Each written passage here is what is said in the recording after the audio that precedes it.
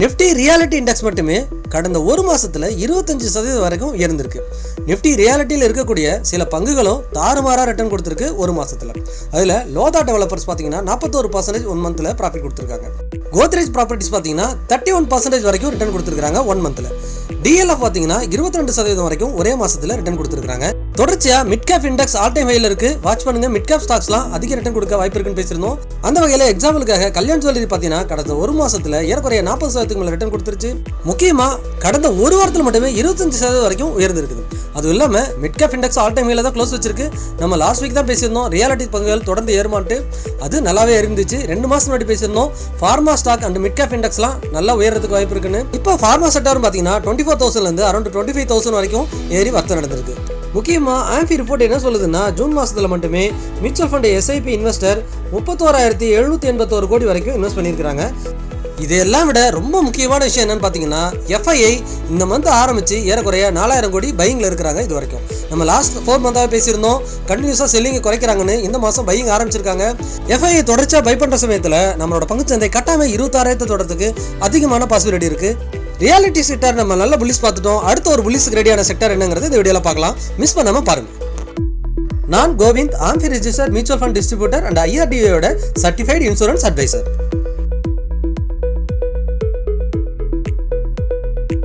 முதல்ல தொடர்ச்சியா reality index அதிகமான உயர்வதற்கு காரணம் என்னன்னு பார்த்தலாம். லாஸ்ட் 5 இயர்ல ரியாலிட்டி இண்டெக்ஸோட பிரைஸ் டு earnings இப்போதான் ரொம்ப லோவஸ்ட் பாயிண்ட்ல இருக்குன்னு சொல்லலாம். இதுக்கு முன்னாடி 30-35 இருந்தது. இப்போ 29 வரைக்கும் குறைஞ்சிருக்கு. இந்த 5 வருஷத்துல இப்போதான் பிரைஸ் டு earnings குறைஞ்சபட்சம் 29க்கு வந்திருக்கிறத நம்ம பார்க்க முடியுது. அதனால தான் இந்த இடத்துல நம்ம கண்டினியூஸாக பேசிகிட்டே இருந்தோம். ரொம்ப வேல்யூவேஷன் பெட்டராக இருக்குது. ரியாலிட்டி இண்டெக்ஸ் ஒரு ட்ரெண்ட் சேஞ்சும் தெரியுது டெக்னிக்கலாக இந்த இடத்துல இன்வெஸ்ட் பண்ணலாம்னு சொல்லிட்டு. நம்ம 10 இயர் ஆவரேஜ் எடுத்தாலும் கோவிட்ல தான் ஏறக்குறைய ப்ரைஸ் டு earnings 17க்கு வந்திருக்கும். அதுக்கப்புறம் 2022 ரேஞ்சில் தான் ஏறக்குறைய அந்த 30 அந்த ரேஞ்சுக்கு வந்துச்சு. கோவிட்டை தவிர்த்து கோவிட்டுக்கு அப்புறம் இப்போ பார்த்தீங்கன்னா இப்போ இருக்கிறது தான் லோவஸ்ட் பாயிண்ட். கடந்த மார்ச் மாதம் 29 ப்ரைஸ் டு earnings வந்தது. அந்த இடத்துல தான் நம்ம கண்டினியூஸாக பேசிகிட்டு இருந்தோம். இந்த இடத்துல நம்ம ரியாலிட்டி இண்டெக்ஸ் பங்குகளில் தொடர்ந்து வாட்ச் பண்ணுங்கன்னு சொல்லிட்டு 2 வாரங்களுக்கு முன்னாடி பேசியிருந்தோம். இந்த ஹெட் அண்ட் ஷோல்டர் பேட்டர்ன் வந்திருக்கு. இது பிரேக் அவுட் ஆனால் நல்ல ஒரு மூவ் கொடுக்குன்னு. இந்த லாங் டைம் ட்ரெண்ட் சேனலையும் பிரேக் அவுட் ஆயிருக்கு. இருந்தாலுமே இப்போ ஒரு ரெசிஸ்டன்ஸ் பாயிண்ட்ல இது 950 அப்படிங்கிறது ஒரு ரெசிஸ்டன்ஸ் பாயிண்ட்ல இருக்கு. ஸோ இந்த ரன்னப்புக்கு ஒரு சின்ன ரீட்ரேஸ்மெண்ட்டோ ஒரு கரெக்ஷனோ வரலாம். இந்த இடத்துல கொஞ்சம் கவனமாக இருங்க. ஏன்னா ரியாலிட்டி பங்குகளும் பார்த்தீங்கன்னா 20லேருந்து 40% ஒரே மாதத்தில் ரிட்டர்ன் கொடுத்துருக்கு. இண்டெக்ஸும் 25% உயர்ந்திருக்கிறதுனால இந்த இடத்துல எதனா ஒரு கரெக்ஷன் வரதுக்கு வாய்ப்பு இருக்கிறதா நான் பார்க்குறேன். அப்படி நீங்கள் நல்ல ப்ராஃபிட்டில் இருந்தீங்கன்னா உங்களோட ப்ராஃபிட்டாக கொஞ்சம் புக் பண்ணிக்கிறது பெட்டர் அப்படிங்கிறது என்னோட வியூ. அடுத்து புல்லி செக்டர் என்னங்கிறத வீடியோட இறுதியில் பார்க்கலாம். இப்போ நம்ம நிஃப்டிக்கு வந்துடலாம். நிஃப்டி பார்த்தீங்கன்னா கடந்த 4 வாரமாக ஒரே இடத்துல ஒரு சைடு வேஸில் வர்த்தகம் நடந்திருக்கு. ஏறக்குறைய 23,800 இருந்து 24,500. இந்த ஒரு 700-800 புள்ளிக்கு இடையிலே தான் மார்க்கெட் வாலட்டைலாக இருக்குது. அப் அண்ட் டவுன் ஒரு நாளும் போகுது. லாஸ்ட் வீக்கும் பார்த்தீங்கன்னா திரும்ப அந்த ட்ரம்ப் ஈரானோட அந்த வார் பிரச்சனையில ஒரு பெரிய செல்லிங் ப்ரெஷர் வந்தாலுமே மார்க்கெட் திரும்பவும் அங்கேருந்து ரெக்கவரி ஆகி தான் முடிஞ்சிருக்கு. 24,000க்கு மேலே க்ளோஸ் வச்சிருக்காங்க. ஸோ கண்டினியூஸாக மார்க்கெட் வந்துட்டு இந்த இடத்துல கன்சல்டேஷன் ஆகிறது வந்துட்டு கூடிய சீக்கிரம் 24,600 பிரேக் பண்ணும் அப்படின்னு நம்புறேன். அப்படி பிரேக் பண்ணும் பட்சத்தில் 26,000 நோக்கி நம்ம பங்குச்சந்தை மூவ் ஆகிறதுக்கு அதிகமான வாய்ப்பு இருக்கிறதா நான் பார்க்குறேன். வெயிட் பண்ணுவோம். அடுத்த வாரம் பிரேக் அவுட் நடந்துச்சுன்னா கட்டாயமாக ஒரு மூவ் நடக்கும். நிஃப்டி காட்டிலும் பேங்க் நிஃப்டி கொஞ்சம் பாசிட்டிவாக இருக்கிறதுக்கு வாய்ப்பு இருக்குது. ஏன்னா பேங்க் நிஃப்டி ஆல்ரெடி ப்ரீவியஸ் ஹையை பிரேக் பண்ணிடுச்சு. இந்த 57,500ங்கிறது ப்ரீவியஸ் ஹை. அந்த ஹையை பிரேக் பண்ணி 4 வாரமாக பேங்க் நிஃப்டி ஒரு டோஜி 4 வாரங்களாக ஒரே இடத்துல கன்சல்டேஷன் ஆகிட்டு இருக்கும்போது கட்டாயமாக இதுவும் ஒரு பெரிய மூவ்மெண்ட் கொடுக்கறதுக்கு வாய்ப்பு இருக்குது. என்னை பொறுத்த வரைக்கும் என்னோட guessing higher side break out ஆகிட்டு மேலே போகிறதுக்கு தான் சான்சஸ் இருக்குது அப்படின்னு நான் நம்புகிறேன். பேங்க் நிஃப்டியும் ஒரு டபிள்யூ பேட்டர்ன் ஏறக்குறைய இங்கே பார்த்தீங்கன்னா இது பிரேக் ஆகிடுச்சு. ஆல்ரெடி என்னோட டார்கெட் 61,000 62,000 போகிறதுக்கு அதிகமான வாய்ப்பு இருக்குது. ஸோ இங்கேருந்து பேங்க் நிஃப்டியும் மூவ் ஆகிறதுக்கு தான் சான்சஸ் இருக்குது அப்படிங்கிற நான் நம்புறேன். நிஃப்டி அண்ட் பேங்க் நிஃப்டி ரெண்டுமே மேல் நோக்கி உயர்வதற்கு வாய்ப்பு இருக்குது. அடுத்ததாக ஃபார்மா செக்டார் ஏறக்குறைய நம்ம 21,300 பேசியிருந்தோம். அங்கேருந்து 23,900 ஆல் டைம் அதையும் பிரேக் பண்ணி ஒரு கன்சல்டேஷன் கொடுத்துட்டு திரும்ப 25,000 இருக்குது. ஏறக்குறைய நல்ல ரிட்டர்னே கொடுத்துருச்சு. 15லேருந்து 20% பாட்டம்லேருந்து ரிட்டர்ன் கொடுத்துருக்கு. லாஸ்ட் மந்தோட ஹையை பிரேக் பண்ணும்போது இன்னுமே அடுத்தடுத்த ஹைக்கு போகிறதுக்கு அதிகமான பாசிபிலிட்டி இருக்குது. தென் பிஎஸ்சி பேங்க் இண்டெக்ஸ் பார்த்தீங்கன்னா லாஸ்ட் வீக்கும் நல்ல ஒரு புல்லிஸில் முடிஞ்சிருக்குது. நம்ம லாஸ்ட் வீக் வீடியோவில் பேசியிருந்தோம் மந்த்லி கேண்டில் 2024 3 மாதம் ஒரு டோஜி. அந்த டோஜிக்கு அப்புறம் ஒரு நல்ல கரெக்ஷன். அதுக்கப்புறம் அந்த ஹையை உடச்சிட்டு ஒரு புது உச்சத்துக்கு போணுச்சு. திரும்ப அதை சப்போர்ட் எடுத்து இப்போ 3 மாதங்களாக ஒரு டோஜி பேட்டர்ன் வச்சிட்ருக்கு. ஸோ இது இந்த மாதிரி கன்சல்டேஷன் நடந்துச்சுன்னா கட்டாயமாக ஏதோ ஒரு சைடு ஒரு நல்ல மூமெண்ட் இருக்கும். அந்த மூமெண்ட் 10லேருந்து 20% வரைக்கும் வாய்ப்பு இருக்குது. என்னோட கெஸ்ஸிங் இது சப்போர்ட் எடுக்கிறதுனால கண்டினியூஸாக மேல் நோக்கி உயர்வதற்கு தான் வாய்ப்பு இருக்குது. மேலே பிரேக் அவுட் ஆனிச்சுன்னா கட்டாயமாக இங்கேருந்து ஒரு 10லேருந்து 20% ஒரு நல்ல ரிட்டர்ன் கொடுக்கறதுக்கு வாய்ப்பு இருக்குது. இங்கே லாஸ்ட் வீக் பார்த்தீங்கன்னாலும் லாஸ்ட் ட்ரேடிங் செஷனில் 3% உயர்ந்திருந்தது. இந்த 8050 அப்படிங்கிற இடத்த மல்டிபிள் டைம் சப்போர்ட் எடுத்திருக்கு. ஸோ கூடிய விரைவில் இது ஒரு புது ஹைக்கு போகும் அப்படிங்கிறது என்னோட வியூ. தொடர்ச்சியாக பியூசி பேங்க் இண்டெக்ஸை நம்ம வாட்ச் பண்ண ஆரம்பிப்போம். இன்னொரு வியூவில் பார்த்தீங்கன்னா டெக்னிக்கலாக இதில் ஒரு ஹெட் அண்ட் ஷோல்டர் பேட்டர்னும் தெரியுது. இப்போ பார்த்தீங்கன்னா தெரியும், ஹையிலேருந்து இந்த ஹையெல்லாம் மார்க் பண்ணிங்கன்னா இப்போ இருக்கிற அந்த பாட்டம் தொட்டுச்சு இல்லையா 8050, அதை மார்க் பண்ணிங்கன்னா இந்த ஹெட் அண்ட் ஷோல்டர் பேட்டர்ன் மாதிரி தெரியும். இந்த நெக்லைனை உடைக்கும் போது கட்டாயமாக இதுவும் அடுத்த ஹை போகும், ஆல் டைம் ஹையாவது தொடும் அப்படிங்கிறது என்னோட வியூ. குறைஞ்சபட்சம் 10% 15% ரிட்டர்ன் கொடுக்கறதுக்கு வாய்ப்பு இருக்கிறதா தான் நான் பார்க்குறேன். தொடர்ச்சியாக 2 மாதங்களுக்கு முன்னாடி இருந்து நம்ம பேசிகிட்டு இருக்கோம். மிட் கேப் இண்டெக்ஸ் 61,000க்கு மேலே ஒரு ஸ்ட்ராங் க்ளோசிங் வந்ததுன்னா ஒரு நல்ல புல்லிஷ் மூமெண்டம் கொடுக்கறதுக்கு அதிகமான வாய்ப்பு இருக்குது. ஏன்னா 2024 ஹையை இப்போ தான் பிரேக் பண்ணிட்டு இருக்கு. ஆக்சுவலாக மந்த்லி கேண்டில் இன்னும் க்ளோஸ் ஆகலை, ஆனால் வீக்லியில் நல்ல க்ளோசிங் வந்திருக்கு. 63,000ல் க்ளோஸ் வச்சிருக்காங்க. தொடர்ச்சியாக இந்த மாத இறுதியில் இது மந்த்லி கேண்டில் ஒரு சூப்பரான புல்லிஷாக பிரிண்ட் ஆகிற பட்சத்தில் இன்னுமே அதிகமான ஒரு ஹை போகிறதுக்கு வாய்ப்பு இருக்கிறத நான் பார்க்குறேன். ஏன்னா 2024 லாஸ்ட் 2 இயராக எந்த ரிட்டனும் இல்லை. 2 இயர் ஹையை பிரேக் பண்ணும்போது ஒரு புது உச்சத்துக்கு போகிறதுக்கு அதிகமான வாய்ப்பு இருக்குது.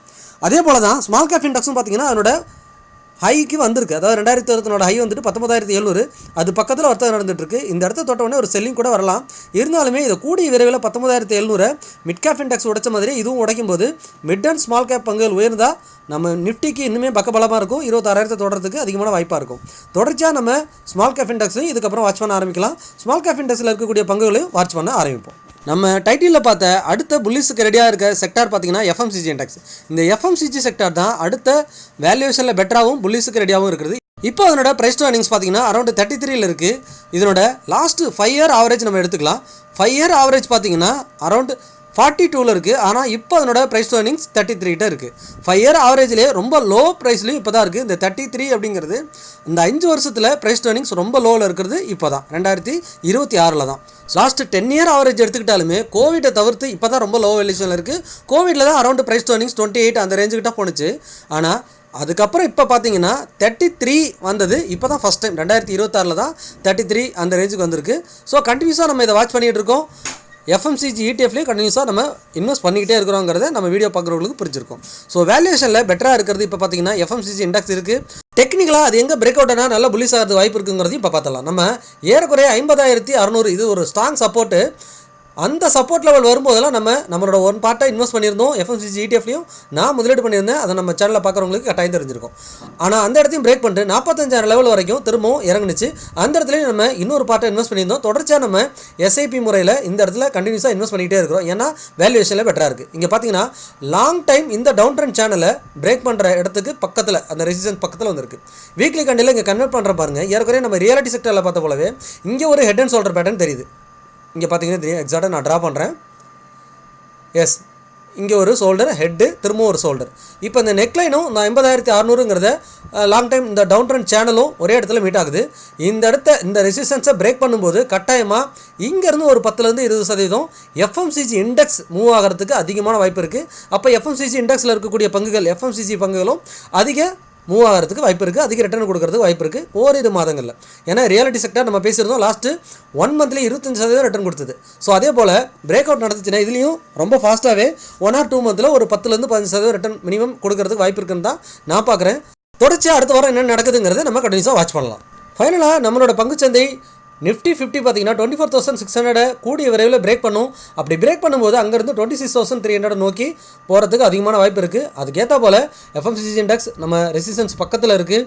Reality sector புல்லிஸாக முடிஞ்சிருக்குது. ஃபார்மாவும் புல்லிஸில் இருக்குது. பிஓசி பேங்க் திரும்ப பாட்டமில் இருந்து ரெக்கவரி ஆகிருக்கு.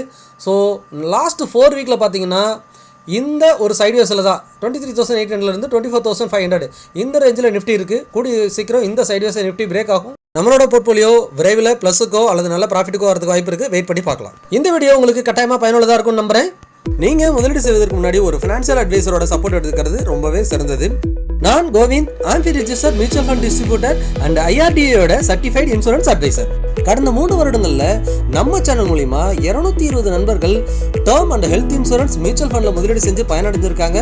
அது மட்டும் இல்லாமல் நீங்களும் உங்கள் ஃபேமிலிக்கான ஒரு நல்ல term insurance, health insurance search பண்ணிட்டு இருக்கீங்கன்னா இந்த சேனல் மூலிமா எடுத்தீங்கன்னா லைஃப் டைம் உங்களுக்கு கிளைம் ரிலேட்டட் எல்லா சப்போர்ட்டும் ஃப்ரீயாகவே கிடைக்குங்கிறத இங்கே பதிவு பண்ணிக்கிறோம். அதுக்கு நீங்கள் செய்ய வேண்டியதெல்லாம் டிஸ்பிளே தெரிகிற வாட்ஸ்அப் நம்பருக்கோ அல்லது மெயில் ஐடிக்கோ தொடர்பு கொள்ளுங்க. உங்களுக்கு மியூச்சுவல் ஃபண்ட் பற்றின சந்தேகம் இருந்தாலும் அல்லது மியூச்சுவல் ஃபண்டில் முதலீடு பண்ணணும்னாலும் தாராளமாக என்ன நீங்கள் தொடர்பு கொள்ளலாம். இந்த வீடியோ உங்களுக்கு கட்டாயமாக பயனுள்ளதாக இருந்திருக்குன்னு நம்புறேன். நீங்கள் புதுசாக இருந்தீங்கன்னா நம்ம சேனலை சப்ஸ்கிரைப் பண்ணுங்கள், லைக் பண்ணுங்கள், உங்களோட ஃப்ரெண்ட்ஸ் அண்ட் ஃபேமிலிக்கு மறக்காமல் ஷேர் பண்ணி பார்க்க சொல்லுங்கள். மீண்டும் ஒரு நல்ல வீடியோவில் சந்திக்கிறேன். உங்கள் கோவிந்த்.